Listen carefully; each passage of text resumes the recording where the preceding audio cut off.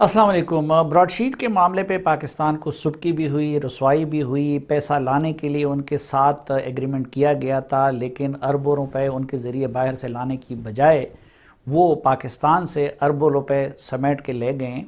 اور اس میں جعلی کمپنی کو بھی ادائیگی ہوئی اور اصلی کمپنی کو بھی ادائیگی ہوئی جن کے ساتھ معاہدہ ہوا تھا۔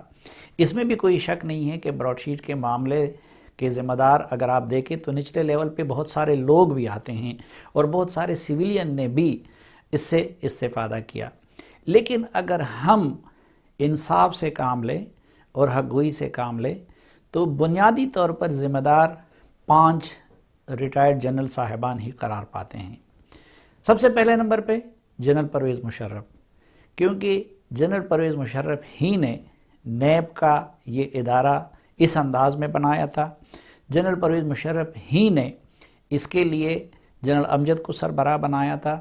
جنرل پرویز مشرف ہی نے پھر میاں نواز شریف کو NRO دیا اور باہر بھجوایا، جس کی وجہ سے نیب کو براڈ شیٹ کے ساتھ اس معاہدے سے پسپا ہونا پڑا۔ اسی طرح جنرل پرویز مشرف ہی کیو لیگ بنانا چاہتے تھے اور کیو لیگ کو انہوں نے رعایت دینی تھی، اس لیے نیب نے اس طرح کے کام کیے۔ دوسرے نمبر پہ جو جنرل امجد صاحب کیوں ذمہ دار قرار پاتے ہیں، وہ یہ کہ سوال یہ ہے کہ وہ نیب کا سربراہ ہو کے اور ایک سروے لیفٹیننٹ جنرل ہو کے انہوں نے اس طرح کے مشکوک ادارے کے ساتھ معاہدہ کیوں کیا، اور ایسا معاہدہ کیوں کیا کہ جس میں ان پاکستان کے اندر ملنے والی رقم سے بھی ان کو حصہ دیا جائے گا، کہ جس میں براڈ شیٹ کا کوئی کردار ہی نہیں ہوگا۔ یہ تو کامن سینس کی بات ہے، اور مجھ جیسا مالی معاملات اور احتسابی معاملات سے نابلد آدمی بھی سمجھ سکتا ہے کہ بھئی اگر آپ نے کسی بیرونی فرمز کے ساتھ معاہدہ کرنا ہے تو جس رقم کو لانے میں اس کا کردار ہو تو اس میں تو اس کا حصہ بنتا ہے، لیکن پاکستان کے اندر اگر ریکوری ہوتی ہے تو اس میں آپ کس حساب سے ان کو حصہ دیتے ہیں۔ اور ایک انٹرسٹنگ چیز، اس وقت فاروق آدم صاحب وہ نیب کے پروزیکیوٹر جنرل تھے، اور اس وقت ان کا بھی بڑا چرچا تھا، وہ بھی ایک ریٹائرڈ جنرل کے صاحبزادے تھے، تو فاروق آدم کو بھی اس منصب پہ امریکہ سے اور باہر سے بلا کے جنرل پرویز مشرف اور جنرل امجد ہی نے بٹھایا ہوا تھا۔ پھر تیسرے آتے ہیں جنرل خالد مقبول صاحب، جو جنرل امجد کے بعد نیب کے سربراہ بنے تھے۔ اب جو لندن کی عدالت میں مقدمہ چل رہا تھا تو اس میں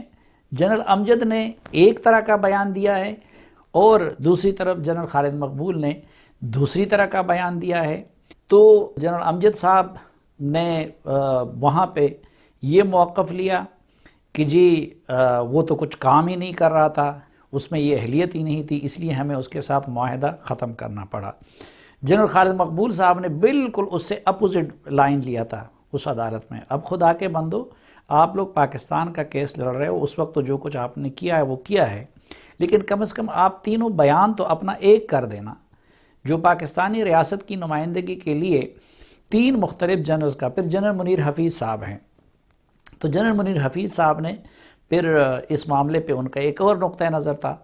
اور تو تینوں کے مختلف موقف جو نیب کے سربراہ تھے انہوں نے براڈ شیٹ کے حوالے سے لیا تھا۔ اور 5ویں ظاہری بات ہے ان کے بعد جنرل شاہد عزیز صاحب، وہ نیب کے چیئرمین بنے تھے، تو ان کو اس معاملے کو اس وقت پہ حل کر لینا چاہیے تھا۔ تو اسی لیے ہم اس بحث کو اگر سمیٹنا چاہیں تو میں عرض کروں کہ ذمہ دار یہی لوگ قرار پاتے ہیں جس کی قیادت میں اس نے براڈ شیٹ کے ساتھ معاہدہ کیا، جس نے پھر فاروق آدم جیسے لوگوں کو پروزیکیوٹر جنرل بنایا، پھر اس کے بعد یہ لوگ ہی تھے کہ جو بنیادی طور پر اتنا بھی نہ کر سکے کہ براڈ شیٹ کے کیس کی سماعت کے موقع پہ کم از کم اپنا موقف ہی ایک بنا لیتے ہیں۔ اور جب صورتحال یہ ہو کہ یہ سارے صاحبان ہوں تو آپ مجھے بتائیے کہ کیا جسٹس عظمت سعید کی کمیٹی یا پھر کمیشن اس معاملے کو منطقی انجام تک پہنچا سکتا ہے؟ یقیناً نہیں۔ نواز شریف کے پراپرٹی اور یا باقی سیاستدانوں کی پراپرٹیز جو بیرون ملک ہیں اس کے لیے تو نیب یہ سب کچھ کر رہا تھا، لیکن خود جنرل پرویز مشرف کی پراپرٹیاں تو سب لوگوں نے دیکھ بھی لی ہیں، اور دبئی میں بھی اور لندن میں بھی، اور خود انہوں نے اعتراف بھی کر لیا ہے کہ ایک دوست ملک کی طرف سے گفٹ ملنے کی صورت میں انہوں نے یہ خریدی تھی، لیکن آج تک نیب تو ان سے نہیں پوچھ سکا۔ تو جس معاملے میں جنرل مشرف، جنرل امجد، جنرل خالد مقبول، جنرل منیر حفیظ اور جنرل شاہد عزیز کے نام ہوں، تو اس کا عمران خان صاحب کی حکومت میں پھر جسٹس عصمت سعید سے توقع کرنا کہ وہ معاملے کو منطقی انجام تک پہنچا دے گا، میرے خیال میں اس سے زیادہ بے وقوفی اور نہیں کوئی ہو سکتی۔ اس لیے بہتر ہوگا